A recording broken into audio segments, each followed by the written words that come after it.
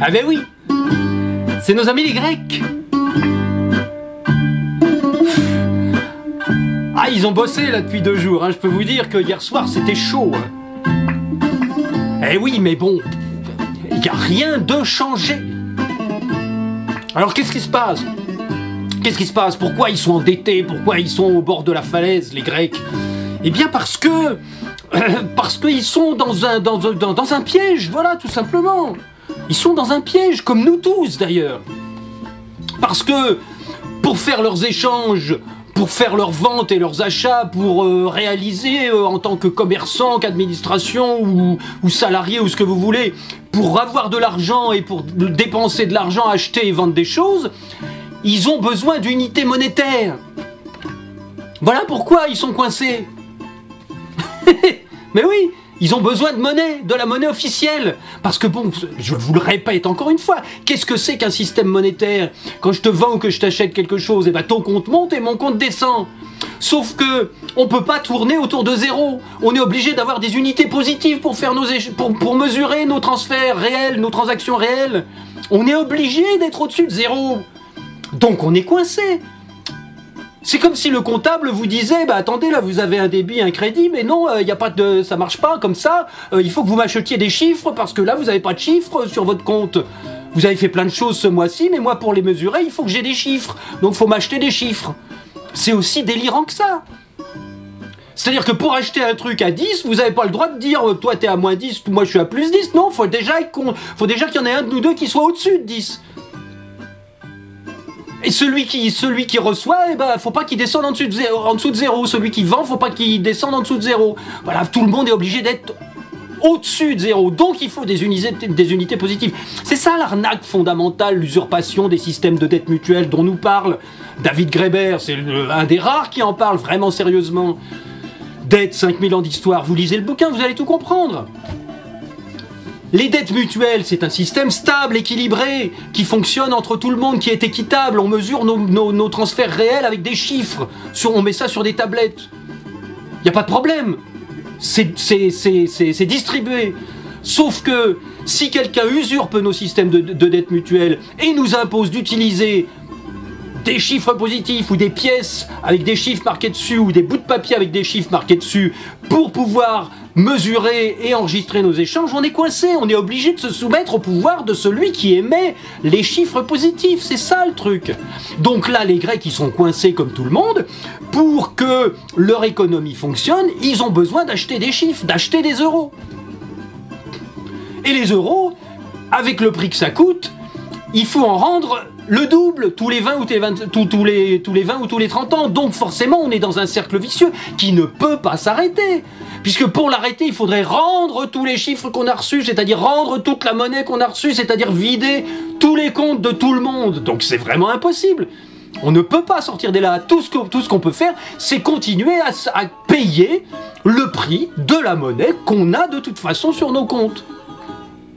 Donc, tout ça pour vous dire que, qu'est-ce que c'est qu'un système qui repose sur l'endettement généralisé de tous les agents non bancaires, c'est-à-dire les administrations, les États, les entreprises, les particuliers, tout le monde sauf le secteur émetteur.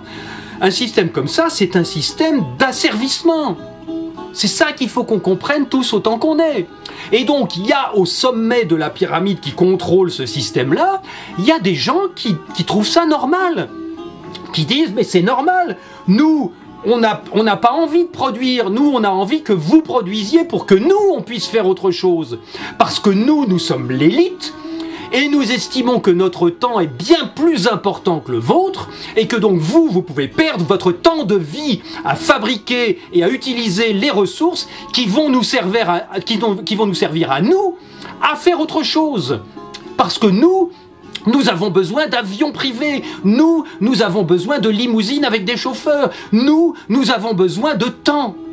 Parce que nous sommes occupés à construire le futur qui nous correspond, qui nous convient, et nous trouvons parfaitement légitime de vous obliger à travailler pour que nous puissions disposer de ce temps-là. C'est ça, c'est une différence fondamentale philosophique, morale, c'est une structure cérébrale complètement différente. Il y a d'une part la toute petite partie de la population qui estime normal, parce qu'ils sont supérieurs, qui estime normal de contrôler tout le reste de la population et d'obliger tout le monde à travailler et à chercher des ressources pour nourrir le centre de pouvoir, le sommet du pouvoir. Voilà, c'est ça la différence. Et donc nous, on est dedans, on est jusqu'au cou et on ne comprend pas ça. Donc tant qu'on ne comprendra pas ça, forcément on ne pourra pas se mettre à leur place et forcément on ne pourra pas exiger un traitement égal. Et bien entendu, on ne sera pas libre, parce qu'au fond du fond, ce qui est intéressant quand on domine un système pareil, c'est la liberté. C'est le fait d'être complètement dégagé grâce au travail des autres de toute contingence matérielle. C'est le fait d'avoir la liberté absolue de disposer de son temps comme on veut, du pouvoir comme on veut, et de la richesse perpétuelle comme on veut. C'est ça la merveille de ce système. Donc, les gens qui contrôlent ce système-là ont trouvé un moyen extrêmement subtil et extrêmement efficace de pomper des ressources sur l'ensemble de la population.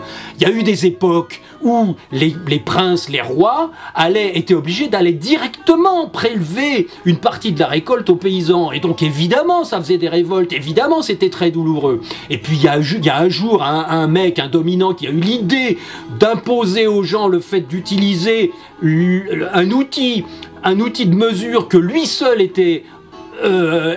s'était arrogé le droit d'émettre, et donc les gens ont été obligés par la force d'utiliser le système monétaire basé sur la monnaie, basé sur des chiffres positifs qu'on est obligé d'acheter au centre de pouvoir. Et donc à partir de là, c'était très facile de dire aux gens, on ne vous prend plus votre récolte, vous allez juste travailler un petit peu plus de manière à ce qu'on puisse prélever un impôt.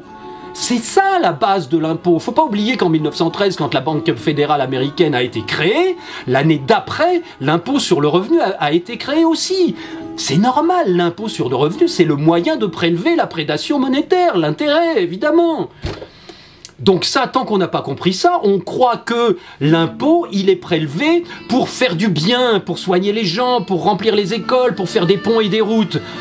Évidemment que l'impôt il est utilisé pour réduire les inégalités, parce que si on laissait la prédation monétaire s'exercer à plein sans redistribution, mais ce serait la pauvreté généralisée de l'ensemble des 99% qui travaillent et qui payent. Et donc ça, évidemment, quand on est au sommet du pouvoir, on ne peut pas le laisser faire. Donc bien entendu, pour éviter les révoltes, pour éviter de se faire couper la tête, tout simplement, il faut redistribuer un petit peu, donc il faut que ça tourne.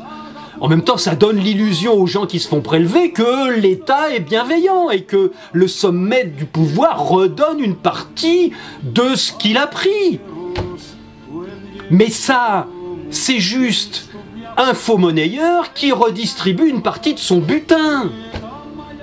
Voilà, c'est ça ça, personne va vous expliquer ça comme ça, hein, c'est évident, hein, mais c'est ça le truc, c'est ça le truc. Donc les Grecs, là, depuis 2-3 jours, je peux vous dire que Varoufakis et Tsipras, ils ont compris ça. Ils savent très bien que l'imposition de l'euro, c'est un système d'exploitation des populations.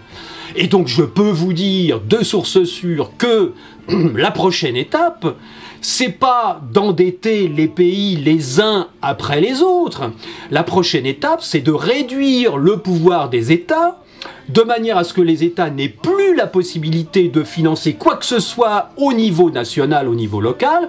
Et la prochaine étape, c'est de mettre en place un trésor public, c'est-à-dire un ministère des Finances, c'est-à-dire un centre de fiscalité, un centre de prélèvement fiscal au niveau européen, lequel trésor public va émettre des bons du trésor pour l'ensemble des États européens, pour l'ensemble des 300 ou 350 ou 500 millions d'Européens qui seront là au moment où ça se mettra en place. Et donc le but, c'est d'émettre des bons du trésor de manière à ce que la population européenne dans son ensemble soit obligée de s'endetter pour continuer à avoir de la monnaie circulante.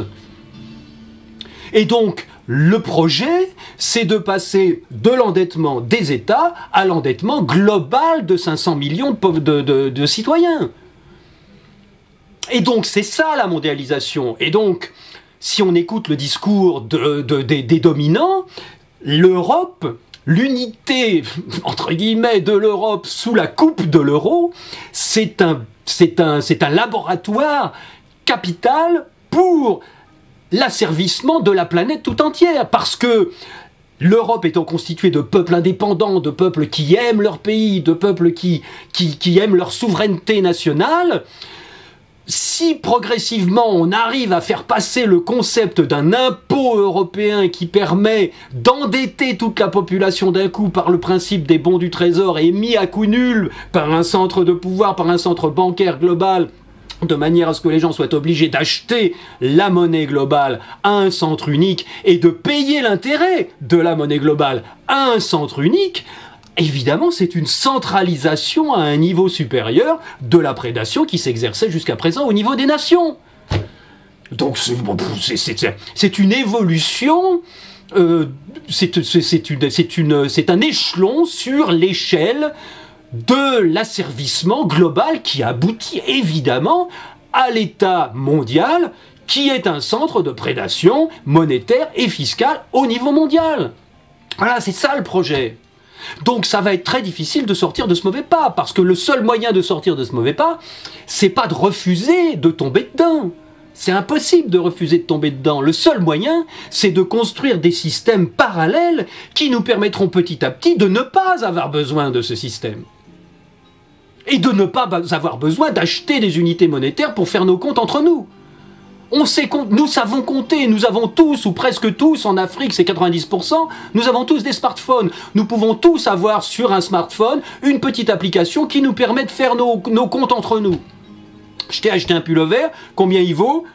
15 €, tiens voilà, clic-cloc, 15 €, c'est bon, c'est arrivé, ok, pas de problème. Et on repart, c'est ça l'avenir, c'est d'avoir un système qui ne nous coûte rien. Le système monétaire ne coûte rien. Les unités monétaires que nous vend l'émetteur privilégié d'unités monétaires sont émises sans travail, sans production et à coût nul. Donc, ce système-là, il faut qu'on s'en refasse un pour nous, nom de Dieu. Oh. À bientôt les amis, ciao ciao.